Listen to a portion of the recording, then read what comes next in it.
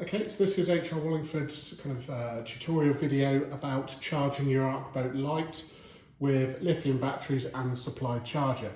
Please note, and this is very important, this is for the ARCboat Lite powered by the T200 thrusters. That requires a 5S battery, so do not confuse that with a 6S battery. So the first thing to note is what we actually supply. So you'll have multiple batteries, you will have your charger, you will have a capacity meter, which will tell you the voltage and basically your capacity charge of your batteries, a charging sack, and a charging cable. Inside the charger, you will have a balancing extension lead, the charger itself, manual again, of course, and a country-specific plug. So I'm just going to put the box to the side. So upon arrival, the first thing I would do is I would check the voltage of your battery. Now you can use a multimeter, however that is not required. Instead, we can use the battery capacity meter, which will give us more information. So the key thing here, use the extension cable, it just makes it easier as the cable they supply the battery is very short. And what we need to do is connect it, and you connect it into this part here which says lithium, and at this end it says 8S and at that end it says 1S. So we need to start off at the 1. So we've still got a few spare pins on this side but no spare pins at the end of that connector. Then we will plug the cable into here, little beep, and the screen has turned on. So the type of battery you can cycle through, we're only concerned with LiPo, so lithium polymer. Then we can cycle through the individual cells. So that's the second cell, third, fourth, fifth, and the first again. So that just says, say, cycle through all of them. What we want really, and what the balance cable actually does, is to make sure that when it's charging, that each of the cells are of an appropriate voltage, kind of the same voltage. It doesn't just charge the first cell to maximum, then onto the second cell. It charges them all kind of consistently. So going through, we can also change the mode into, that is the total voltage now. So rather than individual cells, click mode, it goes onto the total. That's the more important one really, because it gives you your total capacity and also your current voltage.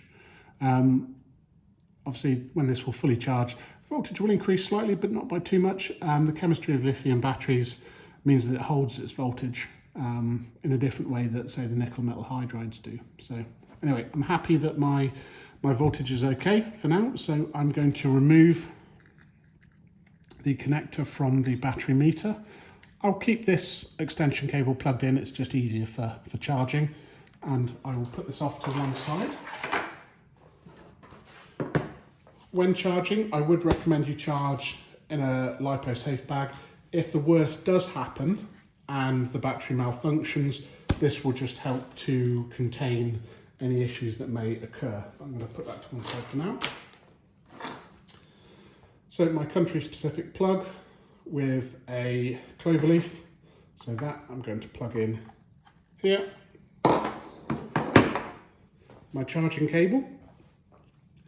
The reason why we custom make this little black adapter is the last thing you want to do is to connect up your battery and have these two electrodes touch, because you will short the battery, and given the amount of charge and current going through there, they will fuse and you could have an issue with heat and fire. So I would plug those in next.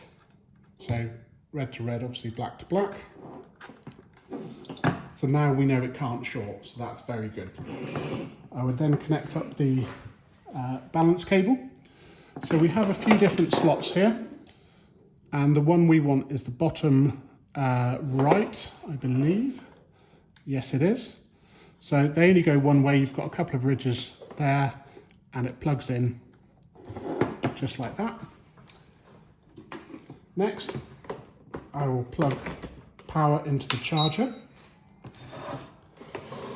and power on, and then the last stage will be to connect the actual battery. Only goes one way, the connector's there, so that's nice and simple.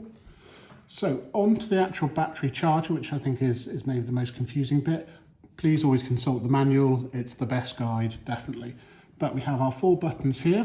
So straight away, it comes into what program do we want? And I can cycle through those options. I've got back and forward buttons. No, we don't want NICADs, we don't want LED. Save data no, load data no, programs no. We want obviously LiPo battery. So I'm going to press enter. This comes into the next screen of what type of charging mode you want to use. You want to use a balance charge. You always want to use a balance charge. You can discharge it if you really want to. You can charge non-balanced. You can also do a storage function, which is quite useful, let's say over winter, when you know you're not going to be using your boat because you're iced in or something. Charge the battery or discharge it down to a storage level, and then it can be safely stored. And then once you come round after freshet and you need to get back on your surveys again, then you can charge the batteries back up. But storage voltage is certainly the safest and will deteriorate the battery least when it's out of use. Fast charge, I don't use fast charge. It's always about balance. So, happy that I've selected the right mode, the right program. Press enter again. It's going to ask me what ampage I want to actually charge with. I can adjust that if I so wish. Using the arrow buttons, 5 amps I'm happy with. Press enter again. This is now asking us what the battery cells level is, whether it's 5S or 6S, etc. So I can change what I'm selecting, and just for example, I'm going to select the wrong one. I'm going to select 6S, whereas the battery is actually a 5S. You would not want to do this in real life. However, we do have a safety function. So if I now press and hold the enter button, it's checking the battery and it's giving it an error. It will not charge a 6S battery, it will not try to charge to 6S voltage if it's a 5S battery, because the balancing cable tells it what the state of the battery actually is. So I'm going to change that back down to 18.5 volts. It's 5S. And great, it's confirmed that we've got the charger set to 5S and the balancing is detecting that the battery is actually 5S. So good. So I can confirm with enter. And now we're actually charging the battery. And what this will do is it will cycle through the various cells, charging them up throughout the period that you want to kind of charge for. Once your battery is fully charged, this does have an automatic cutoff. It will also give you an audible alarm to let you know that it's charged and it's finished charging. Don't worry if the fan comes on, if it gets warmer. It does have thermal cutouts, etc., all those type of safety features. So we do recommend you don't leave these unattended whilst you're charging, just in case. It's best practice. But as I say, it does have safety features on to prevent overheating or overcharging, etc., things like that. If, for instance, you wanted to stop charging or you get to the end of your charge cycle at any point, press the stop button and straight away it stopped, just like that. Press stop again, but get back to the first menu. And then what I would do is I would start to disconnect the unit in reverse order. So the first thing I'm going to do is I'm going to power off the actual unit itself. I'm then going to disconnect the battery. I can remove the charging cable if I so wish. There we go. And I can remove the balance cable extension lead. You can maybe keep the balance extension lead cable in if you so wish. You don't need to if you don't want to. Just be careful when you're pulling it apart though that you're actually holding the connectors rather than the cables. And now, let's just unplug that. And now you're ready to go surveying.